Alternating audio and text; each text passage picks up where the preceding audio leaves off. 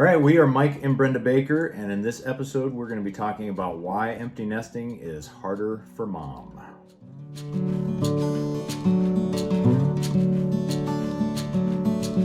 So, when we talk about things that are harder for mom, just understand that we are going to do another episode, and we will link it below after we do it. But we also have an episode that we're going to do that has to do with dads. So it's different for men and for women in different ways.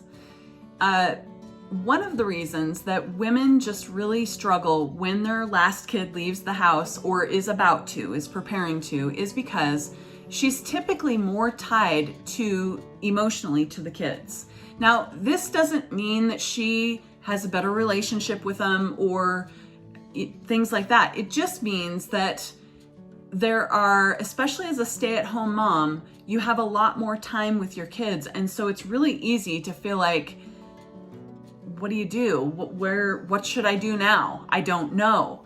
And feel that really, it's really a difficult thing, because you're like, okay, so I don't have, not every mom has a job or a career in place. And so it's really easy to not feel like you don't have anything else to do in your lifetime. And so, feel as though you've hit the end of the road. Yeah, exactly. And so that's one of the reasons. And something that I have really found that works well for me, and so take it or leave it, it might not work for you, but something that is really helpful to me is to always have more plans.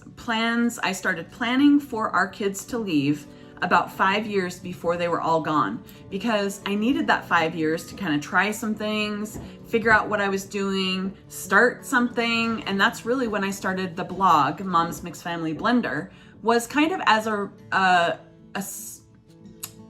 kind of a first time of putting myself out there publicly. And it was a really great learning lesson for me, because I started realizing, oh, that's how I felt about that. Because as you're writing, you realize that there are all these things you thought that you didn't really think about at the time. And so it's been very healing for me as a stepmom and as a wife of a blended marriage. There's been lots of trials that have happened, and some of those created a lot of anger in my own heart. So blogging really helped me to writing in general, helped me to be able to put those, take them from here to here and deal with them, I guess is what I'm trying to say. Did you have anything to add?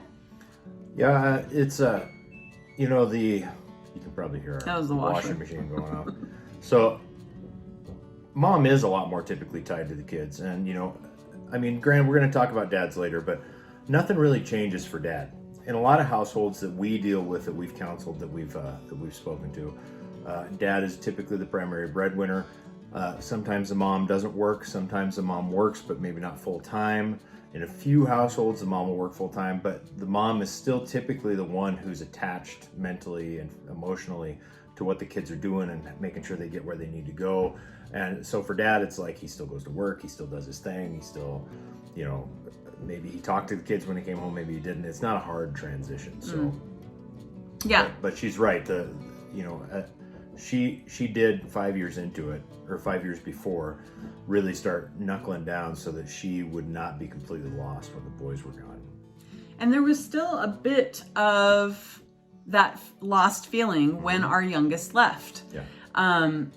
It was unexpected, to be honest with you, because I had been planning, I had goals, I was being proactive, and I still, to a certain degree, had that come up. And so if you're dealing with that right now, you've just had your last child go to college or has moved out on their own, don't worry. It will pass. Just keep trying. It would be a great time for you to sit down and write some goals of what you want to do with your husband, what you want to do with your future.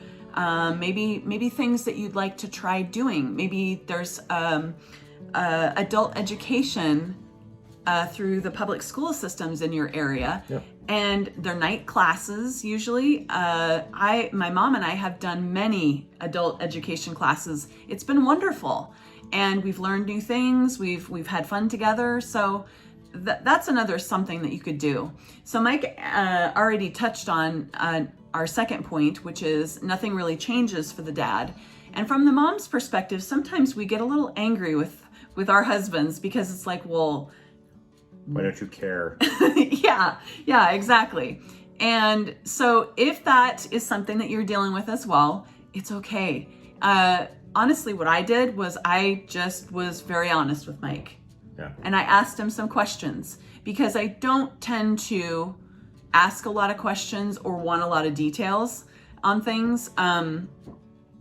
But in that, I really needed to understand why. And by asking, it really helped me to not assume that he didn't care. Now, I knew kind of that he didn't care, or that he did care, but the way he was reacting to it was foreign to me. I was like, what is going on here? So the more you can talk to your spouse and be honest with them without a big fight, the better. But even if you do have a little bit of fighting going on, it's pretty normal because you're really trying to get used to this whole new situation. Well, and that brings up the third point, is the buffer's gone. Yes. Okay? Kids act as a buffer in a ton of relationships, you know. Granted, our big thing has always been, look, date your spouse. Remember, the kids aren't always going to be there. When the kids are gone, all you got's each other. But now, and so the kids have acted as this buffer, and the amount of buffering they did was really up to you. Yeah. So now that the buffer's gone, you guys are right back to day one, just you, and what are you going to do?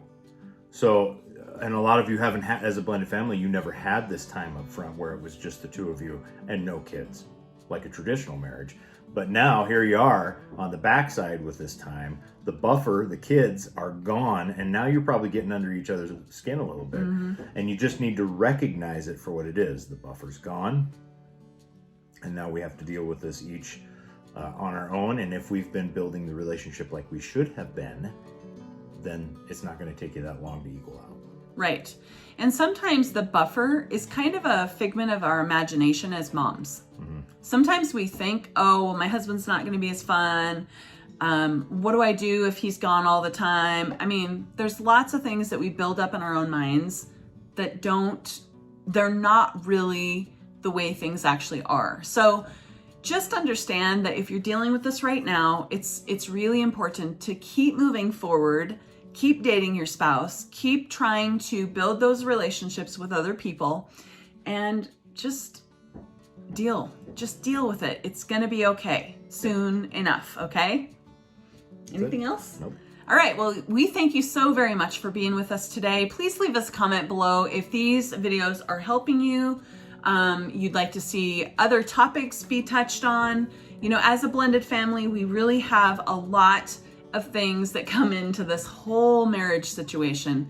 And, you know, some of them are negative, but our goal is always to help you to learn how to make your baggage what brings you together rather than what separates you. So with that being said, we hope that this helped you, and we will talk to you again soon. Bye.